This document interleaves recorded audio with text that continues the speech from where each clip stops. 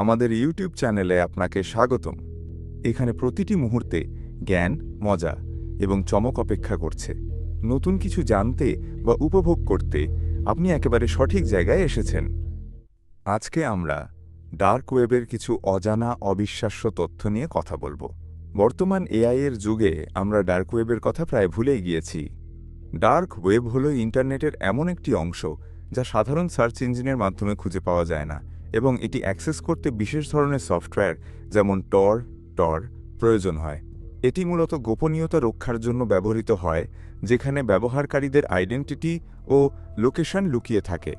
Dark ওয়েবে যেমন সাংবাদিক, গবেষক বা গোপন তথ্য লুকিয়ে রাখতে চাওয়া ব্যক্তি তাদের তথ্য আদান প্রদান করে, তেমনি এটি অপরাধমূলক কর্মকাণ্ডের জন্যও ব্যবহৃত হয়, যেমন অস্ত্র, ড্রাগস, জাল পাসপোর্ট বা চুরি করা ক্রেডিট কার্ড কেনাবেচা। এখানে এমন অনেক ফোরাম এবং মার্কেটপ্লেস আছে যেগুলো শুধুমাত্র আমন্ত্রণের ভিত্তিতে অ্যাক্সেসযোগ্য এবং সরকার বা আইনের চোখ ফাঁকি দিয়ে পরিচালিত হয়। অনেকে জানে না, ডার্ক ওয়েবে রেড রুম নামের ভয়ঙ্কর কনসেপ্ট নিয়ে আলোচনা হয়, যেখানে লাইভ টর্চার বা মার্ডার শো করার গুজব আছে, যদিও এর সত্যতা প্রমাণিত নয়। নিরাপত্তা গবেষকদের মতে ডার্ক ওয়েবের অস্তিত্ব প্রযুক্তির স্বাধীনতা ও গোপনীয়তার একটি চরম রূপ, যেখানে যেমন স্বাধীন মত প্রকাশের জায়গা রয়েছে, তেমনি রয়েছে অন্ধকারাচ্ছন্ন অপরাধের বিস্তার। ডার্ক ওয়েব ইন্টারনেটের একটি রহস্যময় জগৎ, যার বেশিরভাগ অংশই সাধারণ ব্যবহারকারীদের অজানা। অনেকে মনে করেন ডার্ক ওয়েব শুধু অবৈধ কার্যকলাপের কেন্দ্র, কিন্তু প্রকৃতপক্ষে এটি এমন অনেক দিক নিয়ে গঠিত যা বৈধ এবং গবেষণামূলক কাজেও ব্যবহৃত হয়। উদাহরণস্বরূপ, বিশ্বের অনেক গণমাধ্যম সংস্থা যেমন বিবিসি বা the new York Times dark ওয়েবে মিরর সাইট তৈরি করেছে, যাতে দমনমূলক শাসনের অধীনে থাকা জনগণ অবাধে তথ্য পেতে পারে। তবে এর অন্ধকার দিকগুলো কম নয়। এখানে এমন সব গোপন কমিউনিটি থাকে যারা সাইবার হ্যাকিং, মানব পাচার, অস্ত্র বিক্রি, এমনকি ভাড়াটে খনির মতো সেবাও অফার করে। ডার্ক ওয়েবের আরেকটি চাঞ্চল্যকর দিক হল এখানে ডিজিটাল হিট লিস্ট বা প্রতিপক্ষকে অপসারণের তালিকা তৈরি করা হয়। কিছু সময় এখানে ডিফেক ভিডিও ও চাইল্ড এক্সপ্লয়টেশন সংক্রান্ত কন্টেন্ট ছড়িয়ে পড়ে, যেগুলো আন্তর্জাতিক অপরাধ আইন অনুযায়ী নিষিদ্ধ।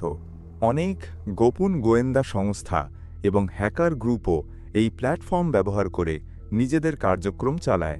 সবচেয়ে ভয়ের ব্যাপার হল এখানে অনেক স্নাফ ফিল্ম বা বাস্তব সহিংসতা নিয়ে ভিডিও ছড়ানোর গুজব আছে, যা মূলত মানুষকে মানসিকভাবে প্রভাবিত করার জন্য তৈরি করা হয়। যদিও এসব কর্মকাণ্ড আন্তর্জাতিক সাইবার ইউনিটের নজরদারিতে থাকে, তবুও ডার্ক ওয়েবের প্রকৃত ব্যাপ্তি ও গভীরতা এখনও অনেকাংশে অজানা। এটি যেন প্রযুক্তির সেই অন্ধকার দিক যা জানলেও আমাদের দৃষ্টির বাইরে থেকে যায়। 2011 সালে একজন ব্যক্তি, রস আলব্রেক্ট ড্রাট পাইরেট রবার্টস, ছদ্মনামে ডার্ক ওয়েবে সিল্ক রোড নামে একটি মার্কেটপ্লেস চালু করেন। এটি ছিল একটি অনলাইন কালোবাজার, যেখানে ব্যবহারকারীরা গোপনভাবে ক্রিপ্টোকারেন্সি, বিশেষ করে বিটকয়েন ব্যবহার করে মাদক, জাল ডকুমেন্ট, হ্যাকিং সার্ভিস এবং অন্যান্য অবৈধ পণ্য ও পরিষেবা কিনতে পারত। এই সাইটটি টর নেটওয়ার্কের মাধ্যমে পরিচালিত হতো, যাতে ব্যবহারকারীদের পরিচয় গোপন থাকে। সিল্ক রোড দ্রুত জনপ্রিয়তা পায় এবং কয়েক বছরের মধ্যেই এটি $1 বিলিয়ন বেশি লেনদেন সম্পন্ন করে। এই সাইটে 10 লাখের বেশি রেজিস্টার্ড ইউজার ছিল।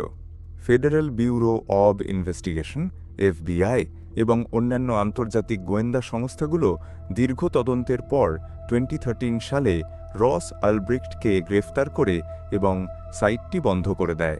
তার ল্যাপটপ থেকে লাইভভাবে সিল্ক রোড পরিচালনার প্রমাণ পাওয়া যায়। রস উলব্রিক্টকে 2015 সালে 2 বার আজীবন কারাদণ্ড সহ মোট 40 বছরের সাজা দেওয়া হয়, যার ফলে তার প্যারোলে মুক্তিরও কোনো সুযোগ নেই। এই ঘটনাটি বিশ্বকে দেখিয়েছিল ডার্ক ওয়েব কিভাবে একটি ছদ্মনামের আড়ালে বৈশ্বিক অপরাধের প্ল্যাটফর্মে পরিণত হতে পারে, এবং একই সঙ্গে এটি প্রযুক্তি ও গোপনীয়তার অপব্যবহার কতটা বিপজ্জনক হতে পারে। ডার্ক ওয়েব নিয়ে আপনার আর কিছু জানার আছে কি? ভিডিওটি কেমন লাগলো তা অবশ্যই কমেন্টে জানাবেন।